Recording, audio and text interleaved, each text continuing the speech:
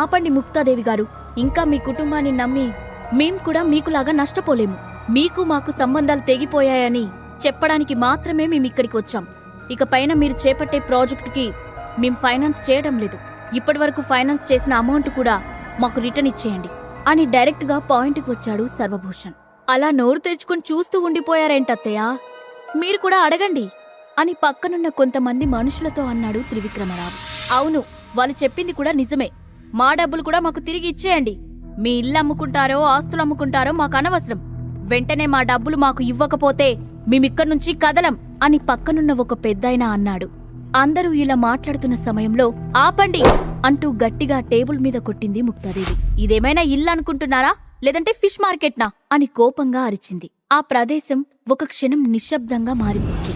మీరు కోపం తెచ్చుకోవడం వల్ల లాభం లేదు ముక్తాదేవి గారు. పరిస్థితి ఇప్పటికే మీకు అర్థమై ఉంటుంది. మేం ఊరికే అర్థం లేకుండా గొడవ పడటం లేదు. మీ కుటుంబం ఇప్పుడు తీవ్రంగా నష్టపోయింది.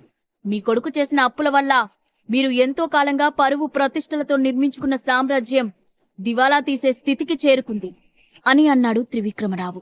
ఆ మాటలు వినగానే ముక్తాదేవి చిన్నగా నిట్టూర్చి, వాళ్ళు అన్న మాటలో కూడా నిజం ఉందని ఆమెకు అర్థమైంది. ఒకసారి తన కొడుకు వైపు చూసింది ముక్తాదేవి. తల్లి చూపులను తట్టుకోలేక మరోసారి తలదించుకున్నాడు విజయేంద్రప్రసాద్. ఆ తర్వాత ఆమె సర్వభూషణ్ ఇంకా త్రివిక్రమ్ వైపు తిరిగి, చూడండి భూషణ్ గారు, మీరు త్రివిక్రమరావు గారు మా కుటుంబానికి ఎంతో సన్నిహితమైన మిత్రులు. ఎంతో కాలంగా మనం సామరస్యంగా వ్యాపారం చేస్తున్నాం. మీకు ఏమాత్రం నష్టం జరగకుండా చూసే బాధ్యత నాది. మా ఫ్యామిలీ తరఫున నేను మీకు మాటిస్తున్నాను. నాకు కొంతకాలం గడువివ్వండి. ఇది చిన్న అమౌంట్ కాదు, కాబట్టి మేం మీకు అవసరమైన డబ్బు సేకరించడానికి కొంత సమయం పడుతుంది అని కొంచెం సౌమ్యంగా చెప్పింది. సరే, మీరు ఇంతగా అడుగుతున్నారు కాబట్టి మేము మీకు 5 రోజులు టైం ఇస్తున్నాం. అప్పటిలోగా నా డబ్బులు నాకు తిరిగి ఇచ్చేయండి, లేదంటే కోర్టుకు వెళ్లాల్సి వస్తుంది అని చెప్పి విసురుగా అక్కడి నుంచి మెయిన్ డోర్ వైపు వెళ్లాడు త్రివిక్రమరావు. ఆ తర్వాత అతనితో పాటు వచ్చిన అందరూ కూడా వెళ్లిపోయారు. వాళ్ళు వెళ్లిన తర్వాత ముక్తాదేవి భారంగా ఊపిరి తీసుకుంది. అంత ఎక్కువ డబ్బు అన్ని తక్కువ రోజుల్లో ఎలా సమకూర్చాలో తెలియక ముక్తాదేవి దిగులు పడింది. ఆమెకు ఈ విషయంలో సాగర్ సహాయం తీసుకునే ఆలోచన కూడా లేదు. ఇంతలో బ్లాక్ సూట్ వేసుకున్న ఒక వ్యక్తి హుందాగా నడుచుకుంటూ సరాసరి మెయిన్ హాల్లోకి వచ్చాడు. ముక్తాదేవి గారు ఇక్కడే ఉన్నారా అని అడిగాడు ఆ పెద్దాయన. నేనే ముక్తాదేవిని, చెప్పండి అని ఆశ్చర్యంగా అతని వైపు చూస్తూ అడిగింది ముక్తాదేవి. నమస్తే ముక్తాదేవి గారు, నా పేరు బద్రీనారాయణ. నేను సినర్జీ గ్రూప్ ఆఫ్ ఇండస్ట్రీస్ ప్రెసిడెంట్ని అని చాలా మర్యాదగా ఆమెను పలకరించాడు ఆ పెద్దాయన. ఆ మాటలు వినగానే ముక్తా ఫ్యామిలీ మెంబర్స్ అందరూ గుసగుసగా మాట్లాడుకోవడం ప్రారంభించారు. అక్కడున్న అందరికీ సినర్జీ గ్రూప్ గురించి చాలా బాగా తెలుసు. ఇండియాలోనే అతిపెద్ద కంపెనీ ప్రెసిడెంట్ బద్రీనారాయణ గారిని చూడగానే అందరూ ఆశ్చర్యపోయారు.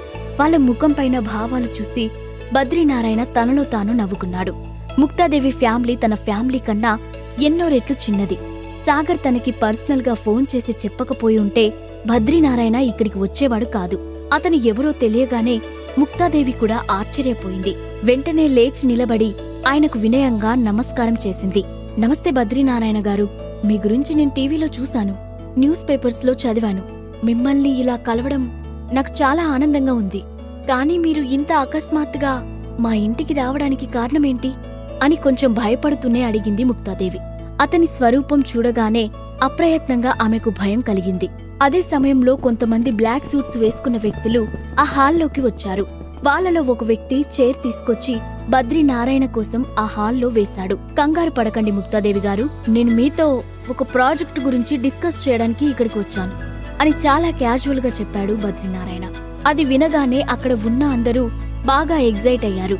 చెప్పండి నారాయణ గారు, మీలాంటి పెద్దలు మా ఫ్యామిలీ బిజినెస్ గురించి ఆలోచించడమే చాలా సంతోషించదగిన విషయం అని చాలా నిజాయితీగా చెప్పింది ముక్తాదేవి.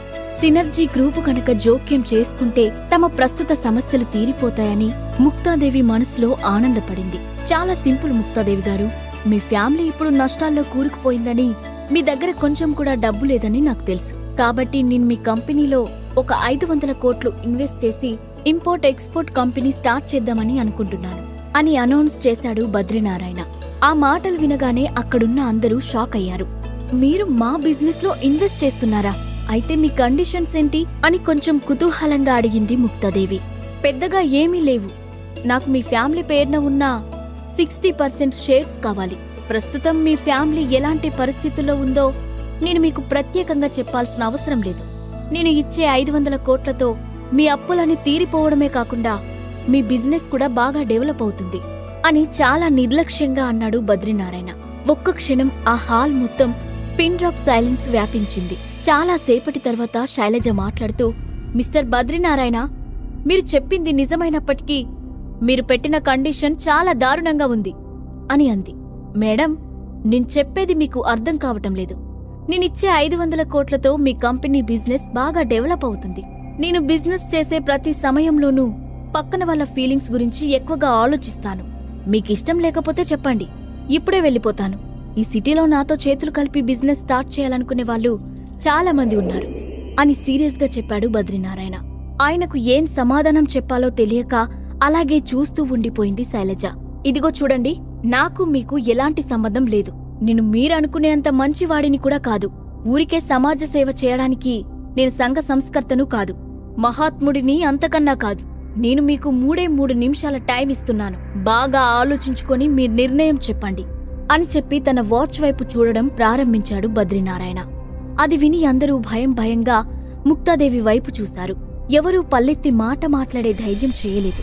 అనుకోకుండా వచ్చిన బద్రీనారాయణ వెనుక సాగర్ ఉన్నాడన్న రహస్యం ముక్తా ఫ్యామిలీకి తెలిసే అవకాశం ఉందా? బద్రీనారాయణ పెట్టిన కండిషన్స్ కి ముక్తాదేవి ఒప్పుకుంటుందా? ఈ ప్రశ్నలకు సమాధానం తెలుసుకోవాలంటే నెక్స్ట్ ఎపిసోడ్ వినాల్సిందే.